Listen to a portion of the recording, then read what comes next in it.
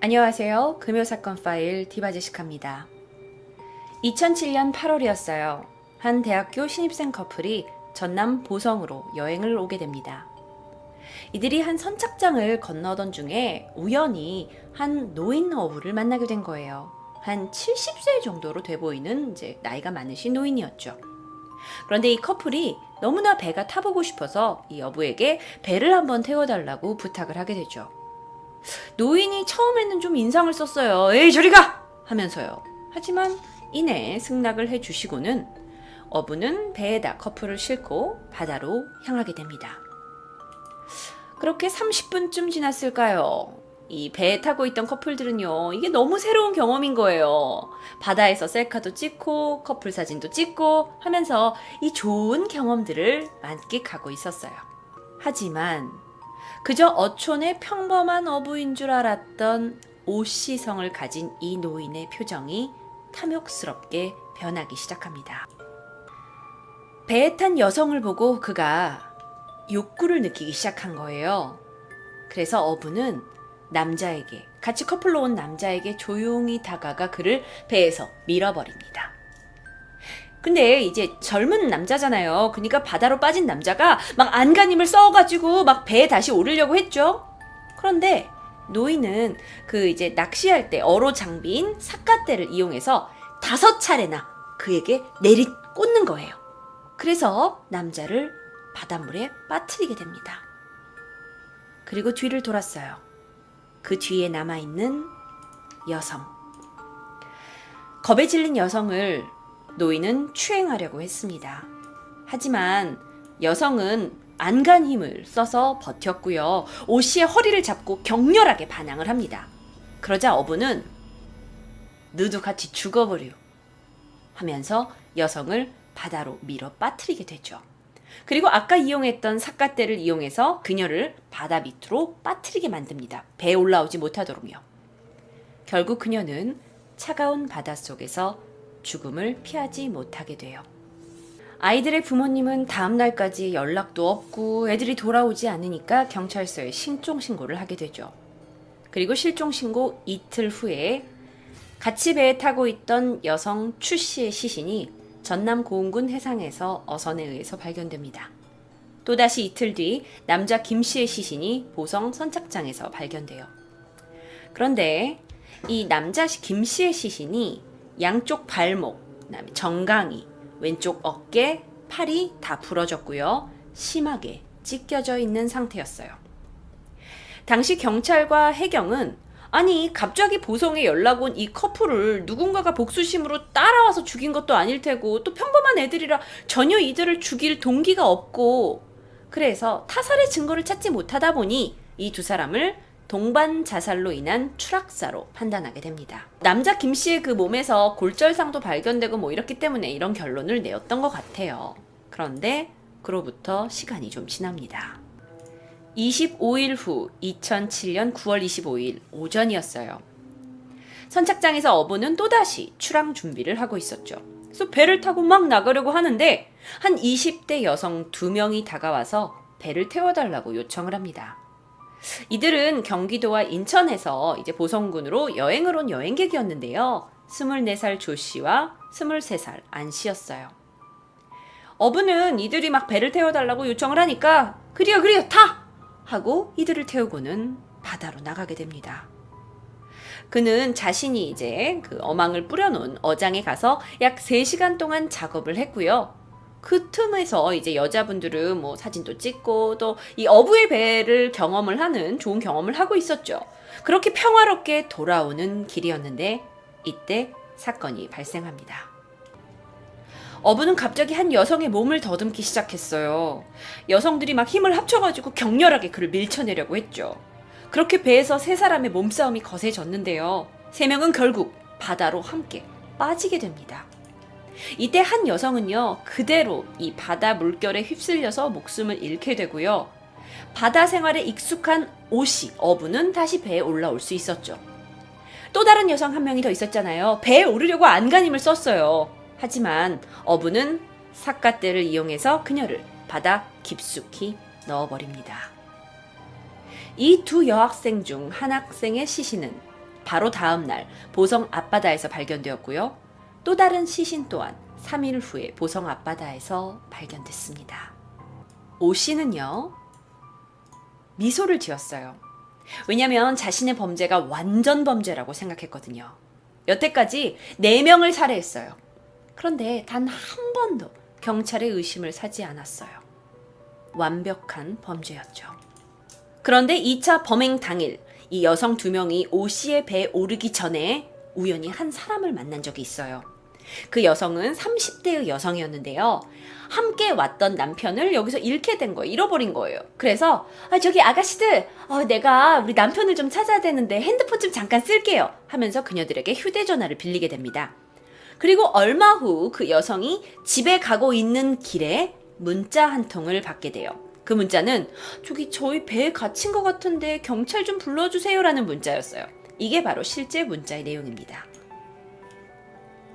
저희 아까 전화기 빌린 사람인데요. 배 타다가 갇힌 것 같아요. 경찰 보트 좀 불러주세요 라는 문자예요. 자, 이게 아주 중요한 타살의 증거가 될 수 있죠. 그래서 경찰은 이 문자를 근거로 용의자를 찾기 시작합니다. 자, 용의자를 찾으려면 분명 이 2 여학생은 배를 타고 나갔어요. 그러니까 누가 그날 배를 운전했는지 먼저 알아봐야겠죠. 자, 그래서 일단은 보성군 안에 있는 선박에 대해서 사건 당일날 출항했던 배들을 추적하기 시작합니다. 그런데 그렇게 배를 조사하던 중에 등록되지 않은 한 척의 배를 발견하게 돼요. 그리고 이 배가 사건 당일 출항했다는 사실도 확인하게 되죠. 그리고 또 한 가지가 있었어요. 어부들은요, 보통 바다로 나가서 작업을 하잖아요. 그리고 돌아오잖아요. 근데 그게 우리를 소위 얘기하면 주차를 해놓는다고 하죠. 한 곳에다가 세워놓고 나가서 들어왔을 때도 한 곳에다가 두게 된대요. 그런데 이상하게 이 등록되지 않은 배는요, 출발 위치와 또 돌아올 때의 위치가 다르다는 걸 발견하게 돼요. 요건 좀 이상하거든요. 그래서 경찰은 오 씨 어부를 강력하게 의심하기 시작합니다. 이 배가 바로 이게 실제 배인데요. 어부 오 씨, 오종근 씨의 배입니다.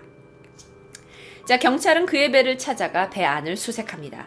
배 안에서는 여자의 머리로 보이는 긴 머리카락 다수가 발견됐고요. 결정적으로 피해자 한 명의 신용카드가 발견돼요. 그래서 이걸 근거로 어부 오종근 씨를 검거를 하게 되죠. 이게 실제로 검거된 오종근 씨의 사진입니다. 자, 2차 범행 당시에 여성 추 씨가요, 119에 4번에 걸쳐서 통화를 시도했어요. 그러니까 배 안에서 아저씨가 공격을 해오니까 119에 전화를 한 거죠. 자, 그런 기록이 있는데도 불구하고 오 씨는 나 아니요 하고 자신의 범행을 극구 완강히 부인했어요. 그런데 정말 다행인 게 4번 통화를 했을 때 4번째 통화에서 추 씨의 목소리가 막 저기 지금 경찰이 필요해요 라는 목소리 뒤로 야 늦다 하냐 하는 오 씨의 음성이 담겨져 있는 거예요. 그래서 경찰은 이것이 오 씨의 음성임을 확인을 하고 나서 오종근을 검거하게 됐죠.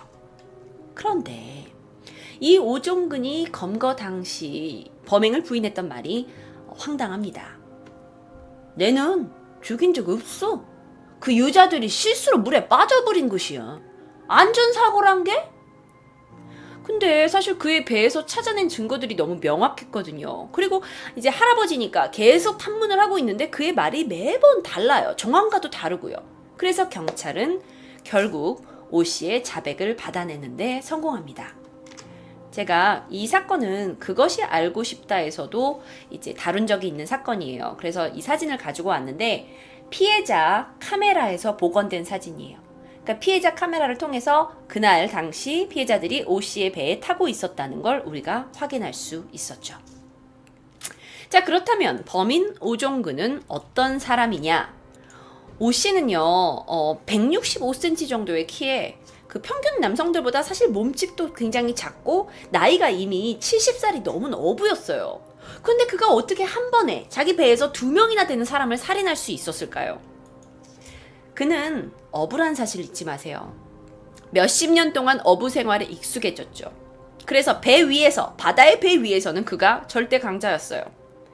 어부들이 사용하는 배는요, 작아요. 그리고 파도가 이렇게 치면 출렁출렁 거리죠. 그래서 일반인들 같은 경우에는 서서 균형 잡는 것조차 굉장히 힘들다고 해요. 그런데 오종근은 익숙한 곳이잖아요. 자기가 가장 익숙하고 주위에 아무런 목격자도 없는 곳에서 그는 자유롭게 살인을 자행했죠. 오종근이 검거가 되고 나서 사건 현장에서 했던 그의 말이 나중에 밝혀지게 됐는데요. 그게 가히 충격적입니다. 자, 왜 범행을 했냐 또는 거기서 어떤 얘기를 했냐라고 물었을 때 나는 작년부터 관계를 못 튀었어. 나 그 아가씨 가슴이라도 만져야 돼야. 아씨, 짜증나. 자, 그의 진술 또한 기가 찼습니다. 나한테 배를 타여달라고 한 니들이 잘못이지. 어? 아, 왜 그 수많은 배들 중에 하필 내 배를 태워달라고 했을까? 나가 돈 안 받고 공짜로 태워준다니까 그게 좋아서 탄 사람들 니들이 문제 있는 거 아니요? 나가 지금 그 사람들보다 더 불쌍해졌어. 아, 죽은 것들은 이미 사망했잖여. 근데 나는 뭐요? 지금 여기서 사람들이 다 뭐락하고 아고 나 지금 몸도 아파. 오종근은 결국 사형 선고를 받게 됩니다. 이게 실제로 중간에 계신 분이 오종근이에요. 자, 그런데 그는 자신이 직접 그 사형을 받았다는 것은 인간의 존엄성을 침해한다면서 자신이 직접 항소를 하게 돼요. 4명이나 죽였어요. 그런 살인범이 직접 항소를 한다는 것 때문에 또 한 번 사회적인 이슈가 됐죠. 그런데 2심에서는 오종근의 항소가 받아들여집니다. 그래서 무기징역과 이 사형 사이에 그에게 어떤 벌이 있어야 한다고 생각을 해서 법정은 고민을 해요. 그러다가 결국에는 이제 법정에서 시간이 지나가고 나서는 오종근의 항소가 기각되고 사형이 확정됩니다. 그리고 현재는 교도소에 수감 중이에요. 그런데 더 흥미로운 걸 찾아냈어요. 한 기자가 오종근이 수감된 교도소를 찾아가서 그를 인터뷰했어요. 근데 그는 여전히 이렇게 주장합니다. 나가 희롱을 한 것이 아니야. 어? 뭐하러 내가 죽였겠어.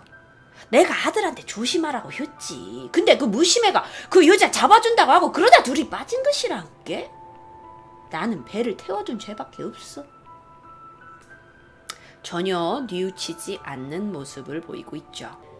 그 이후에 범행이 일어난 이 보성군 앞바다는요, 마을 사람들로부터 죽음의 바다라는 이름으로 불리고 있습니다.